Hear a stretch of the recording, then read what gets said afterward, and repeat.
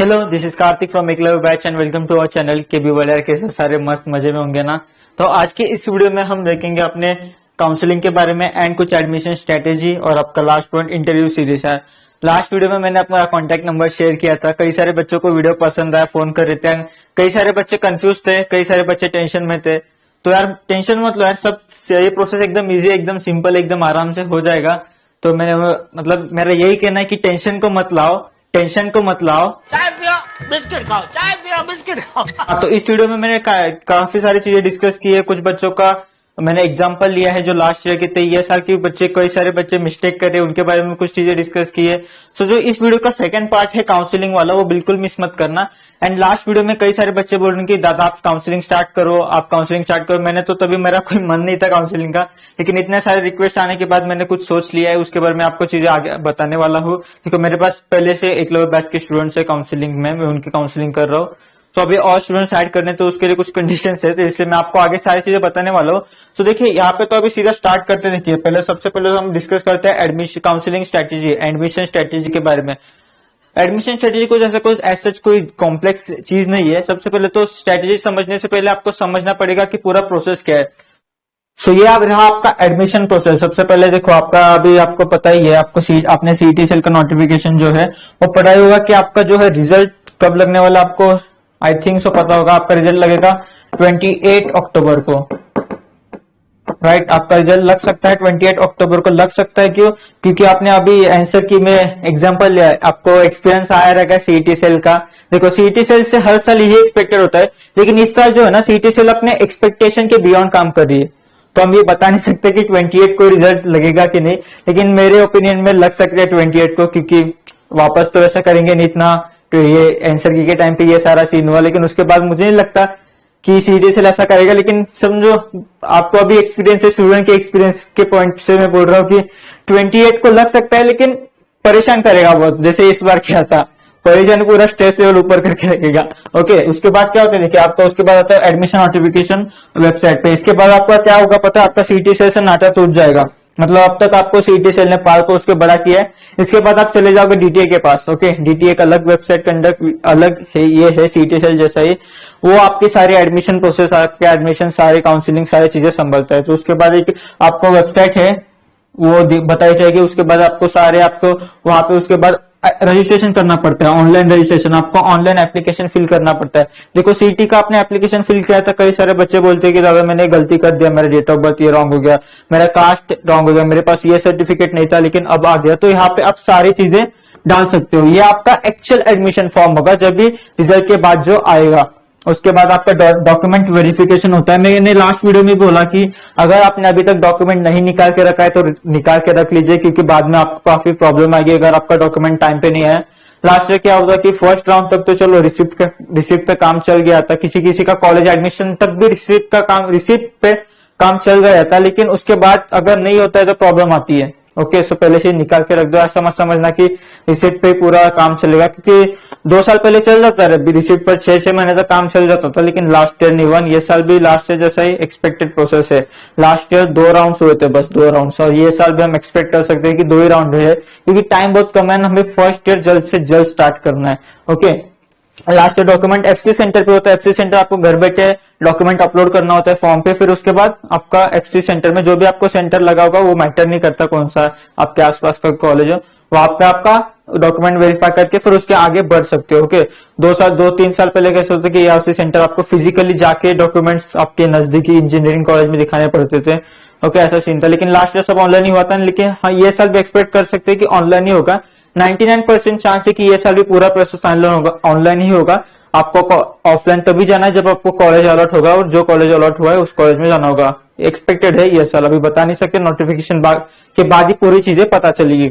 उसके बाद क्या होता है देखो, आपका एक प्रोविजनल मेरिट लिस्ट आता है। अभी मेरिट लिस्ट क्या होता है देखो, सीईटी तो कई सारे लोग देते हैं, लेकिन एक्चुअल में एडमिशन सारे लोग नहीं देते जो सीईटी के बेसिस पर। कुछ लोग जेई के थ्रू चले जाते हैं इंजीनियरिंग कॉलेज में, कुछ लोग एमबीबीएस में चले जाते हैं, कुछ लोग बीएससी ले लेते। सो देखो सीईटी सेल ने क्या किया, मतलब जो अभी मेरिट लिस्ट आता है ना, मेरिट लिस्ट, तो उसमें जितने बच्चे एडमिशन लेने वाले उन्हीं का नाम होता है, उनका मेरिट होता है कि आपका समझो आपका मेरिट 200 है, किसी का 5000, 30,000, ऐसे सारे मेरिट्स होते हैं। तो उसमें से आपको फिक्स मतलब बोल सकते हैं, अंदाज आ जाता है कि कौन सा कॉलेज आपको मेरिट के बेसिस पर मिल सकता है। जितना परसेंटेज से अंदाज नहीं आता ना, उतना मेरिट के बेसिस से मतलब एक 99% अंदाजा आ जाता है कि हाँ हाँ मुझे मेरिट के बेसिस पर ये कॉलेज मिल सकता है। ओके, एक तो प्रोविजनल मेरिट लिस्ट में क्या होता है कि आपको जो भी आपको समझो प्रोविजनल मेरिट लिस्ट आ गया, तो आपके जो मिस्टेक्स है ना इसमें आप रिवेंज डाल सकते हो। मतलब समझो किसी का कैटेगरी रॉन्ग हुआ रहेगा, किसी का जेंडर लास्ट जेंडर मेल का फीमेल हो गया था, तो वो सारी चीजें आप यहाँ पे रिवेंज डाल सकते हो। या फिर किसी का मार्क्स रॉन्ग हुआ रहेगा, सीटी का परसेंटाइल, 10th का 12th का परसेंटाइल, यहाँ पे आपको लास्ट चांस होता है, इसके बाद आप चेंज नहीं कर सकते। अगर इसके बाद आपका कुछ मिस्टेक हुआ ना, तो लास्ट ईयर एक केस था, मान लिया गोकुल मेरा फ्रेंड था, उसका सीन क्या हुआ था कि यहाँ पे उसने क्या किया, 10th का उसका मार्क्स मिस्टेक हुआ था, प्रोविजनल मेरिट लिस्ट में उसने देखा एंड ग्रीवेंस में उसने ध्यान नहीं दिया है। 10th का मार्क्स थोड़ा मिसमैच हुआ था, 20 मतलब 80 का कुछ 78 ऐसा कुछ हुआ था, तो उसने ग्रीवेंस नहीं डाला, उसका फाइनल मेरिट लिस्ट आ गया। उसके बाद उसको पता चले कि अरे 10th का मार्क्स ही रॉन्ग हुआ है, तो उसके बाद वो कैप राउंड में पार्टिसिपेट ही नहीं कर पाया। वो मुंबई गया था सीटीसीएल के ऑफिस, वहां पे भी कुछ सोल्यूशन नहीं लगा था, तो उसने ड्रॉप लिया। लेकिन ड्रॉप लेने के बाद पता है क्या हुआ, ड्रॉप लिया, उसका नेवी का एग्जाम क्लियर हो गया, अभी नेवी चला गया मस्त लाइफ मस्त उसकी चल गई, मतलब सेट हो गया एक ख्याल से। देखो इसके बाद क्या होता है, देखो एक बार फाइनल मेरिट लिस्ट आ गया ना, तो सबसे इंपॉर्टेंट इस पूरे एडमिशन प्रोसेस को का सबसे इंपॉर्टेंट थिंग होता है ऑप्शन फॉर्म। ये सबसे ऑप्शन फॉर्म ये सबसे इंपॉर्टेंट चीज है इस पूरे एडमिशन प्रोसेस में। और यहाँ पे मेजोरिटी बच्चे यहाँ पे मिस्टेक करते हैं। तो ऑप्शन फॉर्म होता क्या है, बेसिकली आपको कॉलेज की लिस्ट डालनी होती है। जो आपने सीयूपी डाला उसके बाद मतलब ऐसा ही फर्स्ट प्रेफरेंस वाइज, मतलब ये कॉलेज नहीं मिला तो उसके बाद ये, अगर ये भी नहीं मिला तो ये कॉलेज का ये ब्रांच नहीं मिला तो ये ब्रांच, ऐसा मतलब समझ गया ना। आपकी पहले सबसे हाई लेवल का कॉलेज, उसके नीचे ऐसा ऐसा ऐसा आपको प्रेफरेंस वाइज लिस्ट डालनी पड़ती है, लेवल वाइज। ओके, तो कई सारे मेजोरिटी बच्चे यहाँ पे मिस्टेक करते हैं एंड मेजोरिटी जो स्कैम्स होते हैं जो कॉलेजेस करते हैं, जो साइबर कैफे वाले करते हैं, मेजोरिटी स्कैम्स यही पर होते हैं। ओके, सो इस चीज में आपको एकदम मतलब संभाल के रहना है, यहाँ पे कुछ भी आपको मिस्टेक नहीं करनी है। ओके, और मैं आपको एक पर्सनल चीज बताना चाहता हूँ, जो आपका लॉगिन आईडी एंड पासवर्ड होता है ना, एक मिनट, जो आपका लॉगिन आईडी एंड पासवर्ड होता है ना, वो किसी के भी साथ शेयर मत करो। लॉगिन एंड पासवर्ड किसी के भी साथ शेयर मत करो। आई रिपीट, देखो ये मेरा पर्सनल ओपिनियन है, आपका अगर किसी पे एकदम ज्यादा ट्रस्ट है तो शेयर कर सकते हो, लेकिन मेरा पर्सनल ओपिनियन, किसी के भी साथ शेयर मत करो। जैसे आपने किसी काउंसलिंग ली होगी तो आप काउंसलर आपको लिस्ट बना के दे देगा। ओके, उनके पास भी इतना टाइम नहीं होता कि एक एक बच्चे के 100 ये फिल करते हुए, मैक्सिमम 300 कॉलेज डाल सकते हो ऑप्शन फॉर्म में। लेकिन मेरा ये पर्सनल ओपिनियन है कि आप खुद भरो, किसी पे भी मतलब किसी को भी लॉगिन आईडी और पासवर्ड मत दो, क्योंकि इस लॉगिन आईडी पासवर्ड से पूरा आपका मतलब एडमिशन प्रोसेस डिपेंड है। कोई भी कुछ भी कर सकता है उसके साथ। ओके, तो किसी को भी मत दो। साइबर कैफे में तो बिल्कुल भी नहीं। साइबर कैफे वाले क्या करते हैं, आपने डाला तो सेव करके रखते, फिर बाद में खोल के हम क्या करते हैं अभी आपको तो पता ही होगा अच्छे से। सो किसी को भी ट्रस्ट मत करना। लास्ट वीडियो में वही बोला कि ट्रस्ट मत करना। ट्रस्ट की बात है तो ये तो बिल्कुल भी मत देना किसी को लॉगिन आईडी और पासवर्ड, क्योंकि सारे स्कैम्स, मेजोरिटी स्कैम्स इसी से होते हैं। देखो उसके बाद हम बात करते हैं ऑप्शन फॉर्म में आप मैक्सिमम 300 कॉलेज डाल सकते हो लास्ट ईयर तक, ये साल भी वैसे ही होगा। एंड ऑप्शन फॉर्म ठीक से भरना। अभी देखो आप बोल रहे हो भाई आप यहाँ पे स्ट्रेटेजी लिख के रखो और ये क्या बता रहे हो भाई, सुनो देखो स्ट्रेटेजी कुछ ऐसी ही है कि ऑप्शन फॉर्म आप भरोगे तो उसके पहले आपको क्या करना चाहिए। देखो स्ट्रेटेजी हर एक टाइम की अलग अलग होगी। अभी ये टाइम की मैं आपको स्ट्रेटेजी बता रहा हूँ, आपका रिजल्ट नहीं लगा है, रिजल्ट लगने के बाद के भी कुछ दिनों तक ये स्ट्रेटेजी काम आ गई। आप अभी रिसर्च करो, बच्चों से बात करो, मतलब अपने सीनियर से बात करो, जैसे लास्ट वीडियो में बोला प्रोफेसर से बात करो। मैं भी पिछले कुछ दिनों में कई सारे स्टूडेंट्स के इंटरव्यू ले रहा हूँ, वो धीरे धीरे अपलोड होना स्टार्ट हो जाएंगे। पीसीसीओ, पीआईसीटी, वीआईटी, वाईचंद, ये सारे कॉलेजेस के मैं और मुकेश सर मिलकर इंटरव्यू ले रहे हैं। मुकेश सर अभी डायरेक्टर्स को बुला रहे हैं, जो बड़े बड़े कॉलेज है लाइक DIEMS, देवगिरी इंस्टीट्यूट, वहां के डायरेक्टर खुद आ रहे हैं इंटरव्यू देने। फिर यहाँ पे बहुत सारे पीसीसीओ के प्रिंसिपल जो है उनके साथ इंटरव्यू एक फिक्स हुआ है। तो मतलब आपको हम कंटेंट तो प्रोवाइड कर रहे हैं बहुत ज्यादा, बस आपको ये कि अभी खुद की रिसर्च करनी, खुद सीखना है कि सबसे एक तो रूल बताता हूँ एडमिशन का, एडवर्टाइजमेंट पे कभी भी ट्रस्ट मत करना। जो एड आता है ना कॉलेजेस का, वहां पे बिल्कुल भी ट्रस्ट मत करना। प्लेसमेंट के डाटा पे भी ट्रस्ट मत करना। अभी मैं देख रहा हूँ पिछले कुछ दिनों से कई सारे कॉलेजेस अपने प्लेसमेंट का डाटा पब्लिश करे, क्योंकि कॉलेज वाले समझ गए कि अभी स्टूडेंट्स कट ऑफ से ज्यादा प्लेसमेंट दिख रहे। लास्ट 2 साल तक ऐसा होता था कि स्टूडेंट बस कट ऑफ देखते थे, प्लेसमेंट का वो इतना ज्यादा ध्यान नहीं रखता था। लेकिन अभी ऑनलाइन के कारण स्टूडेंट समझ गए कि हम कॉलेज जा रहे क्यों, प्लेसमेंट के लिए। ओके, सो स्टूडेंट्स प्लेसमेंट्स का डाटा देख रहे हैं, कई सारा डाटा फैब्रिकेटेड है। देखो गवर्नमेंट कॉलेज को छोड़कर कोई अपना डाटा पब्लिकली जो डाल रहा है ना, वो इतना ट्रस्टेड नहीं है। 100% प्लेसमेंट्स तो होता नहीं है मेजोरिटी कॉलेजेस का, जैसे टॉप के कुछ कॉलेज छोड़ दे तो 100% तो कहाँ पे भी नहीं होता। मतलब आप सोच समझो किसी प्राइवेट कॉलेज बोल रहा है कि हमारे यहाँ पे 100% प्लेसमेंट हो तो ट्रस्ट मत करना, अभी बोल रहा हूँ। नाम तो नहीं, नाम का ही सीन है यहाँ पे, नाम तो नहीं लूंगा, लेकिन देखो ट्रस्ट मत करना। 100% प्लेसमेंट टॉप के कॉलेज छोड़कर कहीं पर भी नहीं होता। अच्छा प्लेसमेंट होता है लेकिन 100% नहीं होता है, वो बात है। तो इसके बाद आपका ऑप्शन फॉर्म के बारे में तो मैंने बता दिया। मतलब अभी अब मैं शॉर्ट समरी बता दूं कि अभी स्ट्रेटेजी यही है कि खुद की रिसर्च करो, सीनियर्स के साथ बात करो, टीचर्स के साथ बात करो। अभी रिजल्ट आने तक एक अपनी खुद की कॉलेज की लिस्ट बनाओ कि आपको इतने एक्सपेक्टेड मार्क्स के उसके ऊपर आपको कौन से कॉलेजेस मिल सकते हैं। रिजल्ट आने के बाद आपको परसेंटाइल आ जाएगा, फिर उसके बाद भी एक कॉलेज लिस्ट वेरीफाई करो, फिर रिसर्च करो थोड़ी कॉलेज के बारे में। उसके बाद एक बार फाइनल मेरिट लिस्ट आ गया, आपको अपना मेरिट नंबर मिल गया, तो उसके बाद तो आपको फिक्स ही हो जाएगी कि हाँ ये कॉलेज उसके बाद ये कॉलेज। कई सारे स्टूडेंट्स का ब्रांच से रिलेटेड काफी कंफ्यूजन है, तो इंटरव्यूज ले रहे हम डायरेक्टर से, प्रिंसिपल से, वहां पे आपको सारी चीजें क्लियर हो जाएंगी। अभी मेजोरिटी स्टूडेंट्स तो सीएस के पीछे भाग रहे, आईटी के पीछे भाग रहे। मैं कई सारे स्टूडेंट से बात की, सब बोलते हैं हमारा इंटरेस्ट है। मैंने पूछा इंटरेस्ट है, अच्छा तो तूने कोडिंग में कुछ किया, आपको कंप्यूटर साइंस के बारे में कुछ पता है? तो बोलते नहीं भैया। तो मैंने पूछा आप कैसे पता फिर आपका ये इंटरेस्ट है? तो मतलब बेसिक ये है कि आप यहाँ वहां की बातें सुन के सीएस ले रहे हो तो खुद का पहले इंटरेस्ट पहचानो। हाँ मेजर बहुत सारे लोगों का सीएस इंटरेस्ट हो भी सकता है, ऐसा कोई ये नहीं है, लेकिन पहले खुद को समझो यार कि आप किस टाइप के ब्रांच के लिए बने हो। तो इंटरव्यू में आपको सारी चीजें पता चल जाएगी, तो मिस मत करना इंटरव्यू। अभी देखिए हम नेक्स्ट अपने यहाँ पर पढ़ते हैं, अपना नेक्स्ट पॉइंट है काउंसलिंग। एक मिनट।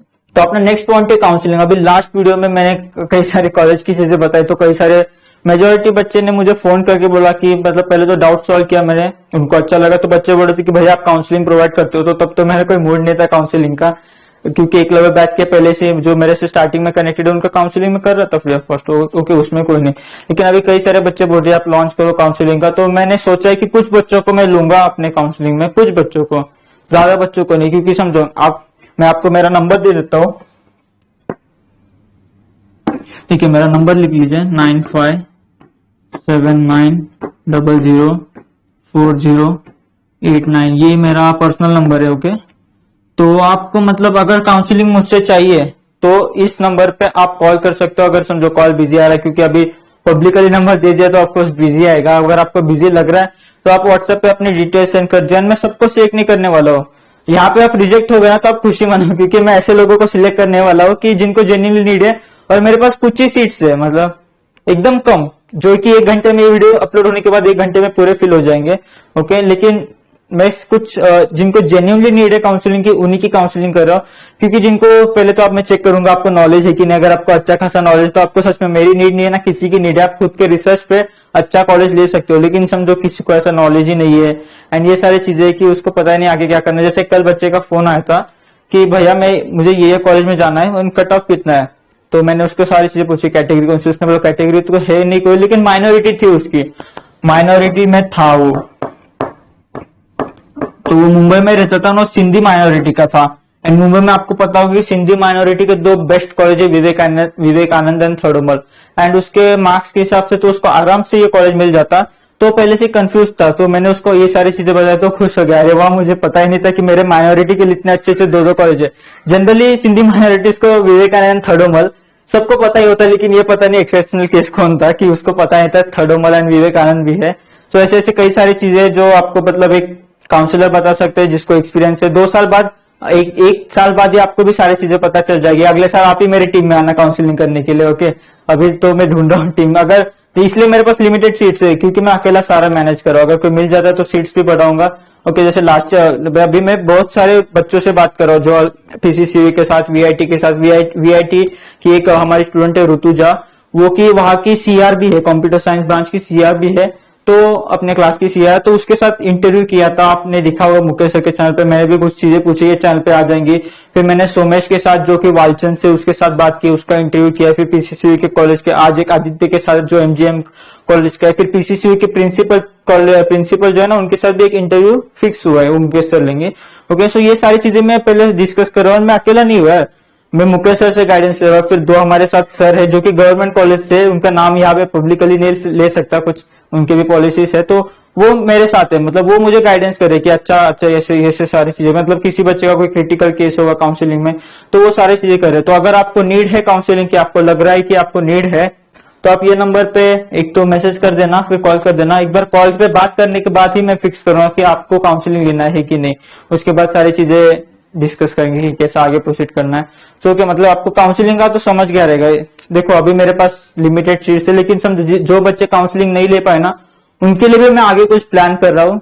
बस एक आप लोगों का सपोर्ट चाहिए, ओके, क्योंकि मैं ये सारी चीजें फर्स्ट टाइम कर रहा हूँ। फर्स्ट टाइम में मेरे साथ इतने सारे लोग जुड़ चुके हैं, 2 सर है गवर्नमेंट कॉलेज से, मुकेश सर है, एंड अपने सारे स्टूडेंट्स है। अभी जिनको जिनको इंटरव्यू के लिए फोन कर रहा हूँ ना, वो आगे और स्टूडेंट्स को रिकमेंड करे, अरे दादा ये अभी अपने बैच से थे, ये भी अपने बैच से लास्ट ईयर के स्टूडेंट, सीयूपी का सीएस वाला मिल गया, पीआईसीटी का सीएस वाला मिल गया हमको। एंड ऐसा नहीं कि सीएस वाली, मैकेनिकल, केमिकल इंजीनियरिंग, एमजीएम के गर्ल्स कॉलेज के भी कुछ गर्ल्स हमें मिल गए। तो मतलब अभी तो इंटरव्यू सीरीज मैं कंटिन्यू रख रहा हूँ, मुकेश सर भी कंटिन्यू रख रहे हैं। तो जुड़े रहना चैनल के साथ, और आप सब्सक्राइब कर लो, अभी इतना भी बोलना पड़ेगा आपको, और वो बेल नोटिफिकेशन भी दबा लो अभी। ये छोटी छोटी बातें आपको बोलने को अच्छी लगती है, समझ जाओ, ओके। एंड अभी आगे बढ़ते अपना, देखो इंटरव्यू का भी मैंने यहाँ पे बता दिया, अगले स्लाइड में था। तो वही मैंने पहले ही बता दिया कि इंटरव्यू कर रहे हैं मैं और मुकेश सर मिलकर, स्टूडेंट्स के साथ, प्रिंसिपल्स के साथ, डायरेक्टर्स के साथ। इंजीनियरिंग, मैं तो इंजीनियरिंग का कर रहा हूँ, Mukesh sir pharmacy, agriculture, engineering तीनों मैनेज कर रहे हैं। ओके, मैं तो ज्यादा स्टूडेंट्स के साथ इंटरव्यू करूंगा, जो बाकी डायरेक्टर्स एंड प्रिंसिपल्स है उनके साथ मुकेश सर इंटरव्यू कर रहे हैं। अभी आपको 2-3 दिनों में दिख जाएंगे अच्छे अच्छे स्टूडेंट्स लाया। और मैंने क्या किया पता है, अलग अलग स्टूडेंट से सेम क्वेश्चन पूछे, सबका आंसर एक टाइप से अलग अलग है, लेकिन उनके पॉइंट पे वो सही है। मुझे बस आपको ये दिखाना है कि मतलब देखो स्टूडेंट्स का पर्सपेक्टिव कैसा होता है फर्स्ट ईयर इंजीनियरिंग में। Interview first year engineering related है, काउंसलिंग का तो मैं कर ही रहा हूँ, आगे की चीजें आपको बता रहा हूँ। फर्स्ट ईयर इंजीनियरिंग में कैसा होता है, क्या सारी चीजें होती है, मतलब अंदर की थोड़ी चीजें अलग अलग कॉलेजेस की। तो इंटरव्यू सीरीज बिल्कुल भी मिस मत करो, इंटरव्यू सीरीज चलेगा 1-2 महीना, क्योंकि बहुत सारे स्टूडेंट्स मिल गए अलग अलग कॉलेजेस के, अलग अलग ब्रांचेस के, सीयूपी के 15-20 स्टूडेंट्स मिल गए, पीआईसीटी के मिल गए, लास्ट ईयर के अपने स्टूडेंट्स है, आपके सीनियर्स, आपके बस 1 ही साल बड़े, वो सारे हमें मतलब आपको गाइड करेंगे। और आप भी अगले साल मुझसे कनेक्टेड रहना, अभी नंबर तो मिल गया आपको, मुझसे कनेक्टेड रहना, आप भी अगले साल मेरी टीम में आना, हम मस्त एक्सप्लोर करेंगे इस वर्ल्ड को यार। तो कनेक्टेड रहना, वही जो एकलव्य बैच के स्टूडेंट्स मेरे कनेक्टेड थे, अभी काफी बेनिफिट मिल रहा है उनको, इसलिए मेरे साथ कनेक्टेड रहो पहले से ही। अभी किसी भी कॉलेज में जाओ, कॉलेज में मेरे पर्सनल ओपिनियन में कॉलेज इतना ज्यादा मैटर नहीं करता है। हाँ मैटर करता है, लेकिन इतना ज्यादा भी नहीं करता है कि ऐसा नहीं। तो जो भी आपको कितने भी परसेंटाइल हो, उनसे भी कॉलेज में कनेक्टेड रहना मुझसे, क्योंकि मेरे बहुत सारे प्लान है, तो मुझे उस प्लान के लिए एक अच्छी टीम चाहिए आप जैसे लोगों की, तो वो मुझे डेवलप करना है। एंड आप भी कुछ ना कुछ अच्छा सीखोगे इसमें से। सो मिलते हैं नेक्स्ट वीडियो में एक इंटरव्यू के साथ। चलो बाय, मिलते हैं नेक्स्ट वीडियो में।